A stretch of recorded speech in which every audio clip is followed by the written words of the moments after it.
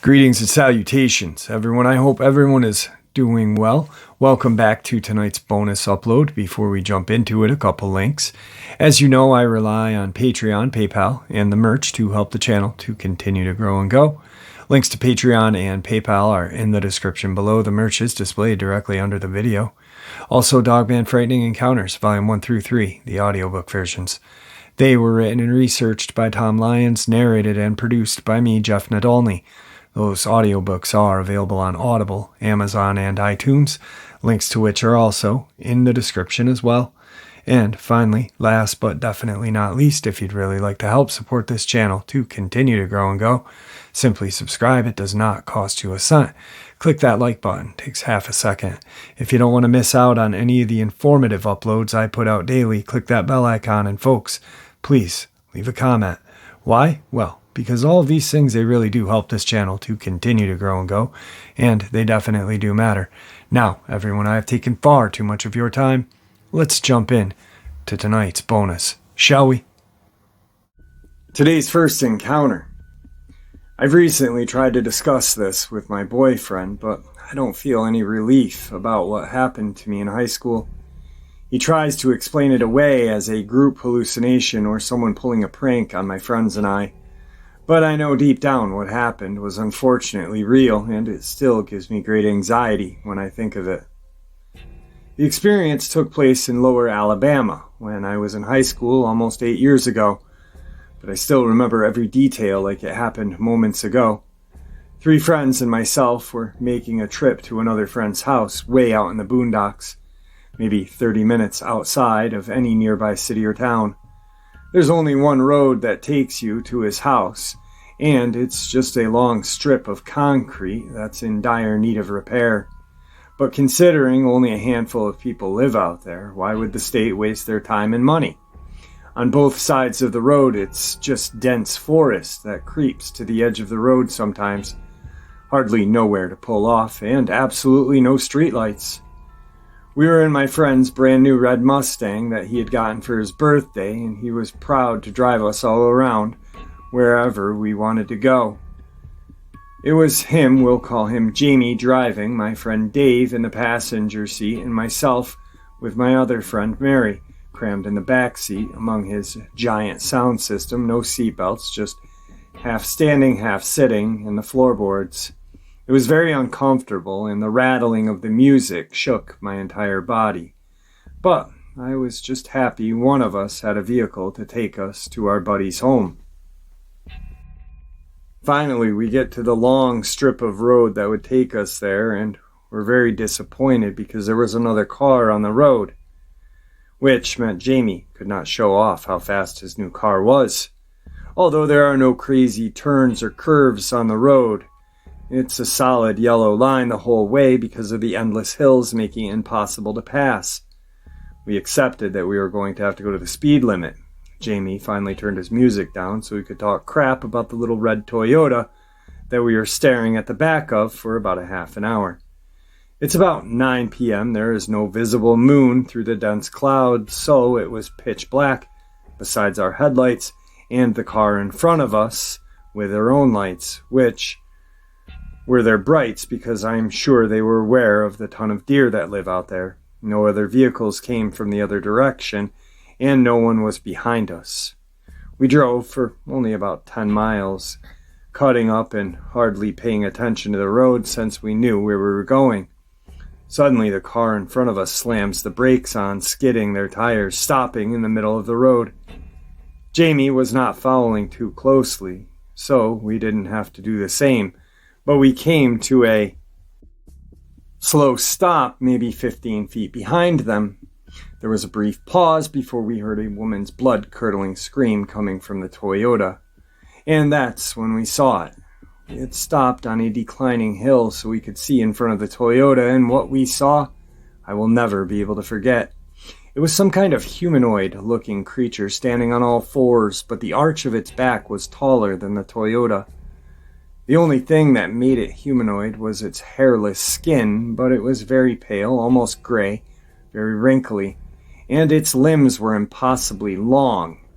The legs, fingers, arms, neck, everything looked like stretched taffy, and we could all see its bones through its skin, especially the backbone, that were almost spike-like because they were jutting out.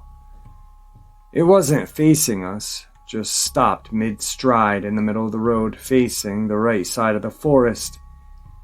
It had backward-facing knees, like a bird's legs, no tail, but still had the posture of some kind of animal. I hope to God it was an animal, but there's no animal in Alabama that would be taller than a car on all fours. And like I said, it had human-like skin, hands, feet, and its head was like a human skull. No one in our car said a word. Jamie instinctively hit the lock button for the doors, though our windows were still down and the woman in the Toyota was still screaming bloody murder. For a moment, I remember telling myself that it was just some kind of prank, a weird art sculpture or something, because it was not moving. But then those thoughts quickly dissipated when the thing cocked its head in our direction. Its face was just as terrible as the rest of its body, pale and wrinkly. Just an indentation for a nose, tiny black holes for eyes, no ears, and impossibly large, red-stained mouth that formed into a wicked smile, showing its multiple rows of pointed teeth. The woman's scream grew terribly louder at that moment, and the thing seemed to finally be almost startled by it, turning its head back toward the forest, taking only 2 giant, fluid, animal-like steps, and disappearing into the woods on our right without a sound. As soon as it was out of sight, Jamie slowly crept the Mustang forward around the still-stopped Toyota. We saw a man and a woman frantically arguing and crying in the front seat.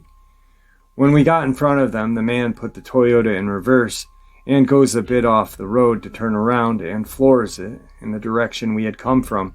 Apparently, they were not headed. Where they were headed was not important enough.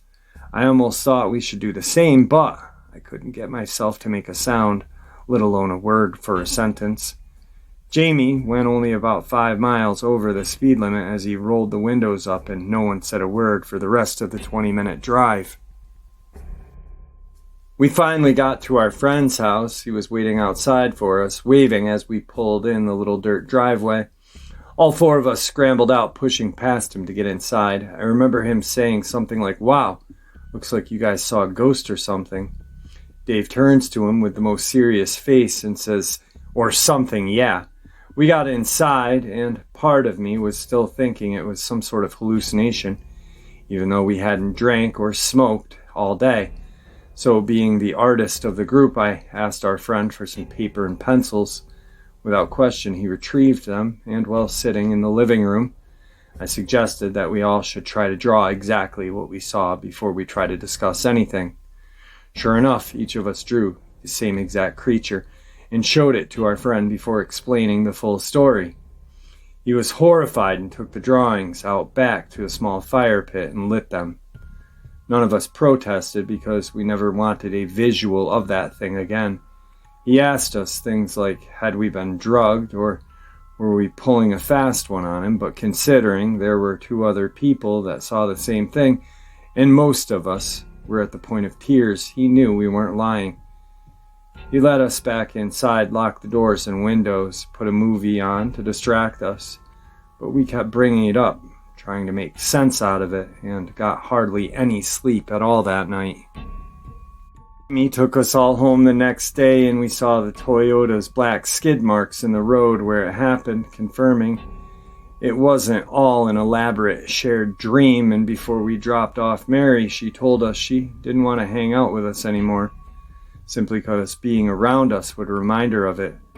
We sort of just nodded, and I honestly haven't spoken to her since. I rarely speak to the other 2 anymore, for other reasons, but a few times I've tried to bring it up to them, and they refuse to talk about it. I know they know it happened. It's just too painful for them to discuss, which is understandable. I hate talking about it to this day, and have only told 2 of my closest friends, and now my boyfriend, who's very opposed to supernatural things. So you can understand why I didn't get any relief talking to him about it. I never really believed in these sort of things before this incident. but it's definitely changed my perspective a bit. All I know is there is a very strange and terrifying creature that prowls lower Alabama woods. Today's second encounter. One summer night when I was younger, I was babysitting my siblings. I ended up with everybody sleeping on the bed or the floor. I stayed up with my brother, who was at the corner of the bed by the window playing a video game, as I was lying on the floor across from him by the other end of the window. I remember I was just looking at the blue lights I had hung around my room. Outside my window, I heard like super big footsteps stomping on some plants. At the time, we had big sunflowers in the backyard. It sounded like something huge was squishing them with some big feet. In my mind, I imagined big boots like in the cartoons.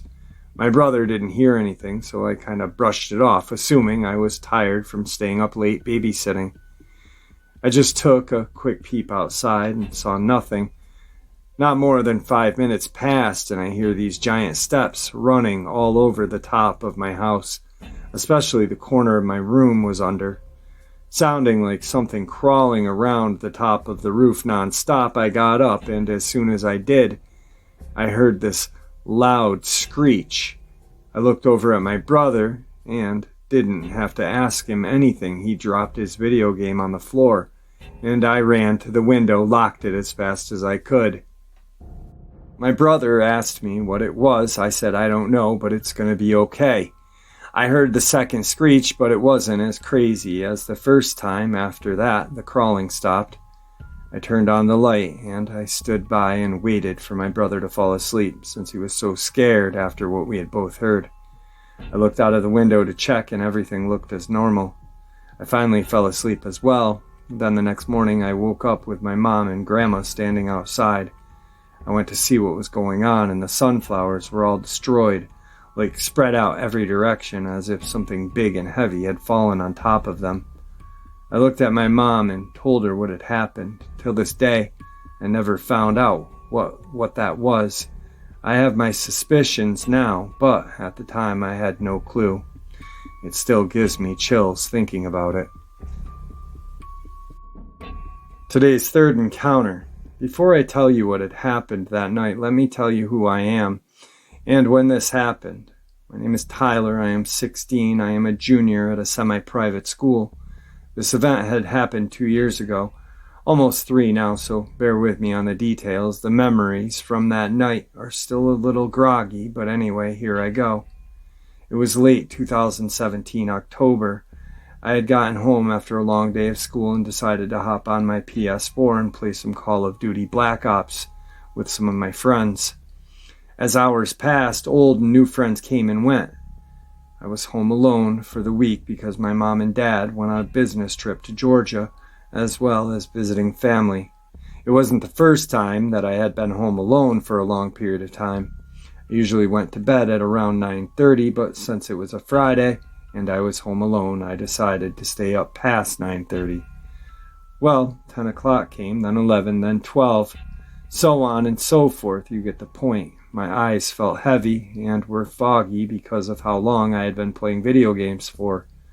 But the fact of me wearing contacts doesn't help either. I decided to check the time since I knew it was getting late. It was 1:20 in the morning. I was in a match, so I didn't want to get up and turn everything off. I decided that I was going to finish up the current match, and then I was going to bed. As I finished up the match, a putrid, bad, musty smell hit my nostrils. To be honest, it tensed me up for quite a bit. I gagged at how bad it was. I knew I wasn't going to be able to sleep through it, so I played a couple of more matches in hopes for the smell to go away. But that was not the case. Over time, minute by minute, it almost seemed that the scent was getting closer and stronger. I attempted to ignore it and continued to play my game. I have a noise-canceling headset, but I could swear that I heard footsteps from behind me. But I remember that I had 3D sound as well, so being me, I ignored it. Then I heard tapping. I took off my headset to confirm that it was the game. Then I heard it again. It was coming from the window behind me. It had shades over it, but with the outside light on, I saw a silhouette of something almost human-like. I stood in my room, frozen with fear, looking at the silhouette, wondering if I was just delirious from lack of sleep. Then its head tucked to the side like a bird. It tapped on the window again in the same pattern. As adrenaline shot through my body, I decided, being the curious young teen I was, to open the shades. When I got closer, the stench got stronger, and I could tell now that it was the smell of something decaying and dying. Could it be a dying animal that just so happened to stumble upon my window? I thought, but then I remembered the tapping and how in unison it was. I finally got the courage to pull back the curtains, and I wish I hadn't. It had a human face, but where the eyes were supposed to be, there were just sockets. It had sharp teeth so jagged I could swear it could tear through steel. Its face was decomposing and rotting. It looked like it had been dead for a very long time. I stood where I'd opened the window curtains in fear. I couldn't take my eyes off of this thing. I didn't know if it was looking at me or not because of its empty, soulless eye sockets. Then it tilted its head with a sharp movement that startled me, and I screamed. It got up with so much speed and went back into the woods. When it got up, I saw its body and how contorted it was, and how awkwardly it moved. I couldn't sleep for the rest of the night, God, for weeks even. I haven't seen anything since that day. I'm only sharing this now because my class a couple of weeks ago, we learned about Native American cryptids and skinwalkers and such. The only thing is, I live in Maine. I just hope that's the only time I see this thing, because who knows what it might do if we cross paths again. Today's final encounter. One night a few years ago, myself and my two sisters were outside of our house underneath this tree. That's when we started to hear some strange noises that I'd ever heard in my life coming from the tree above us. It was almost the cross between a dog's growl and a baby demonic creature screaming. We immediately ran to the porch. I really wish I would have looked up, but you have to understand how terrifying this made us. After a minute or two of me looking out into the night and saying, "What the heck was that?" I decided I wanted to go back out there and look, but I didn't see or hear anything. It's been a few years and it's been difficult to remember exactly what it sounded like, but it was definitely like a demonic baby crying and some sort of dog-like growl. The reason I think this was a Dogman is because of the statements people have made, how they have a weird growl/voice, whatever you want to call it.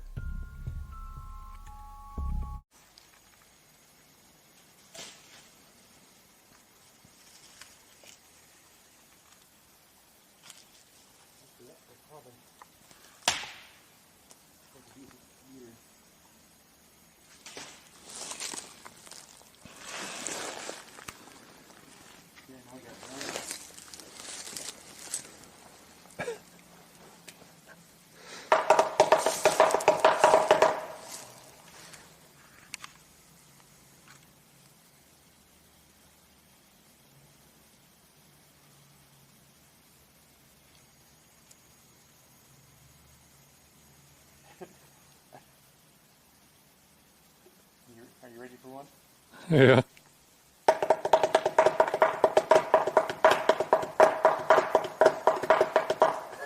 Jeez. Maybe it'd be a little bit lighter. Actually wiped out.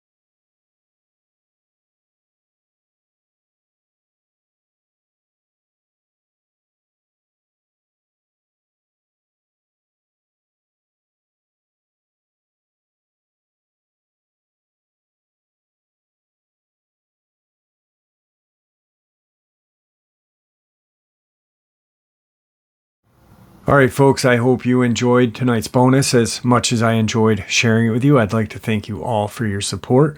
It truly does mean the world to me. Guys, with that being said, please stay safe, happy, healthy, and ever vigilant, keeping an eye on your children, your pets, your family, and friends. God bless you all.